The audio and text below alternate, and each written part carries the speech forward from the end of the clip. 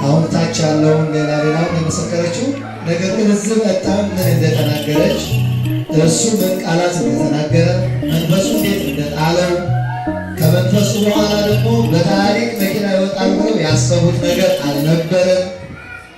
ያን አልመሰከረችም። ነገር ግን የሚያናግር እግዚአብሔር ስለሆነ እግዚአብሔርን አመስግኑ። ምክንያቱም ስብከት ከዚህ በላይ ተሰብኮ አይታወቅም። ምክንያቱም ኮንዶሚኒየም ቤቱን አትዝጊ፣ ዘግተሽ አትቀመጪ፣ አብረን እንብላ፣ አብረን እንጠጣ፣ ከዘረኝነት እንውጣ፣ እንላቀቅ። እንዴ በእውነት ስብከተ ወንጌል ማርያምን የትኛውም ሰባኪ ከዚህ በላይ የሚሰብከው ስብከት የለም።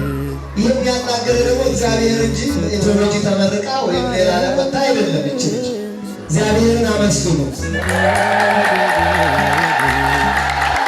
እሺ እግዚአብሔር አምላክ ማርያም ለአንደበቴ ማር ነው፣ ለልቤ ሰላም ስምሽን ስጠራው ማርያም ስምሽን ስጠራው ድንግል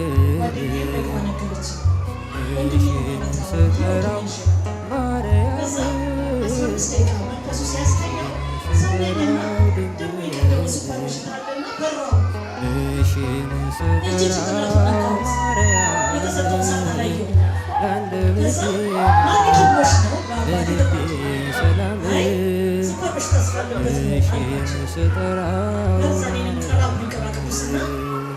ባለቤቱ ለካ ሰዓቱ ታይ ነበረ። ባለቤቱ እሷ ናት። እኔ ሰዓት አላየሁም ማለት ነው። 15 ደቂቃውን ጠብቆ ልጁ ተነሳ። በሁለተኛው ቀን ስንመጣ 15 ደቂቃውን ጠብቆ ተነሳ። በሶስተኛው ቀን ግን እግዚአብሔር ስሙ የተመሰገነ ምንም ቆሞ ተጠመቀ፣ ቆሞ ተቀባ። ክብር ምስጋና ይድረሰው። ይህ ሁሉ የሚካኤል መላእክት የቅዱስ ገብርኤል ይህ ሁሉ የአርባዕቱ ታቦት ምልጃና ጸሎት ነው። በአባታችን ምክንያት አድርጎ የሚያስምረን ምሕረት እሳቸው እንዳሉት የሥጋ ለባሽ ላይ ግባል። እውነት ነው። እሳቸው አምላክ ናቸው ብለን አለምንመጣ አይደለም። እሳቸው የሚያመልኩት አምላክ፣ እሳቸው የሚያገለግሉት አምላክ የእኛ አምላክ ቸር ነውና ልጆቻቸውን እንዲያድኑ የላካቸው ቅዱስ አባታችን ነው። እግዚአብሔር ያክብርልን። ያው መንፈስ የሚያክል ይፈትናል።